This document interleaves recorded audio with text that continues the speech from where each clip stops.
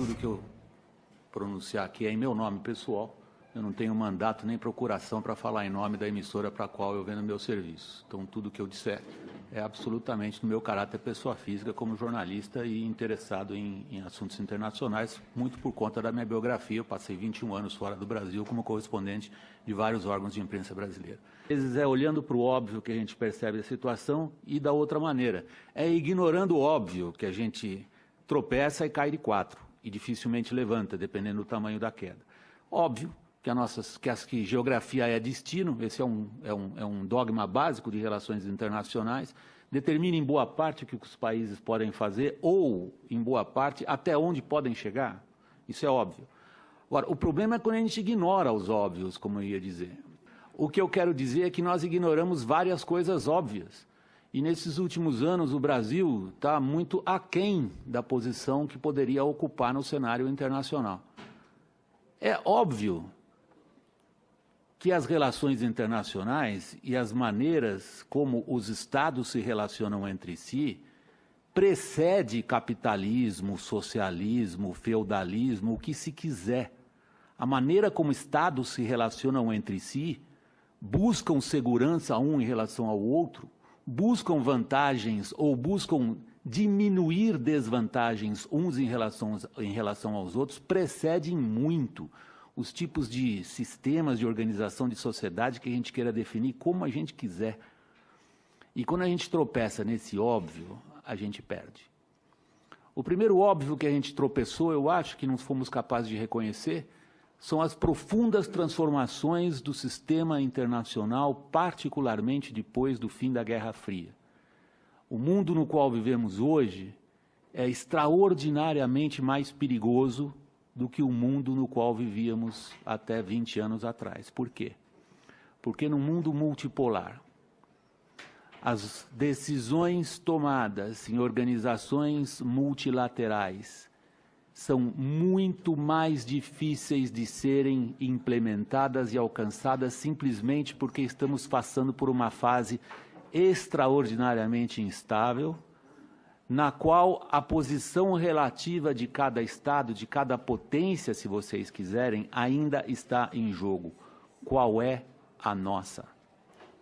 Se a nossa posição geográfica nos dá, a nós brasileiros, essa, digamos, tranquilidade e paz de espírito de que hoje à noite, provavelmente, não sei se alguém ainda tem aqui, alguém em alguma missão militar que estão diminuindo do Brasil, nós não temos essa preocupação hoje à noite, se parentes nossos vão ser mortos ou se vão ter que matar alguém. Mas essa é a realidade comum para muitos outros países, e eu não estou falando apenas de Estados Unidos ou das grandes potências, essa é a realidade para espanhóis, essa é a realidade para alemães, e essa é a realidade de muitos outros países que vivem em situações de conflito. Então, se a nossa posição geográfica nos dá, por um lado, essa tranquilidade de paz e espírito de que hoje à noite não há brasileiros que vão dormir preocupados se vão matar ou morrer, a não ser na nossa guerra interna, mas essa é outra questão. Isso nos tira, como sociedade, boa parte da sensibilidade para a abrangência, profundidade, alcance e importância dos principais conflitos internacionais. Nós não somos parte de nenhum, seja ele religioso, seja ele étnico, mesmo comercial, porque a nossa importância no comércio mundial não vem crescendo ou está muito longe do tamanho que esse país tem e do que essa economia poderia gerar. Nós somos pequenos por opção geográfica, se vocês quiserem, apesar do tamanho do nosso território. A geografia desse planeta nos colocou, de certa maneira, longe desses conflitos. Por outro lado, se nos deu essa tranquilidade de paz e espírito, nos tirou, em boa maneira, a capacidade de entendimento e de absorção do que está em jogo. O que está em jogo hoje é o reordenamento, sim, do poder internacional, no qual o nosso papel, para citar um óbvio no qual nós tropeçamos, eu não o vejo bem definido. Não o vejo bem definido porque nós ignoramos outros óbvios também, e eles é que nos fazem sofrer o que nós estamos sofrendo hoje, que é um crescente isolamento e apequenamento em relação ao que a gente podia ser. Toda vez que a gente fala e usa uma categoria absoluta, o Brasil, na verdade, na categoria relativa, isso que eu quero dizer, eu quero me corrigir. Toda vez que a gente usa uma categoria relativa como essa, o Brasil está menor, nós estamos menor em relação ao quê? Em primeiro lugar, nós estamos menores em relação ao que poderíamos ser, ponto. Ponto. Eu detesto, eu estou absolutamente farto da descrição do Brasil como país do futuro. Eu gostaria que o nosso futuro estivesse já para trás, e não que a gente estivesse esperando sempre o que é que a gente vai poder ser. Nós não entendemos a natureza dessa transformação internacional.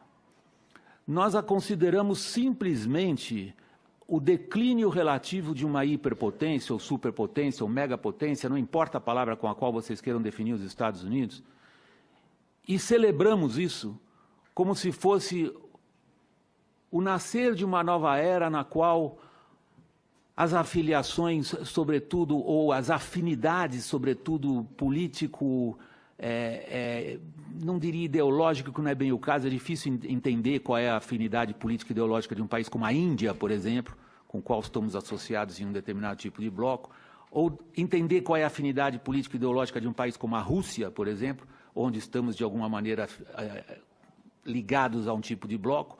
Nós não entendemos que a transformação internacional relevante é o surgimento de uma potência que não sabemos se será pacífico ou não.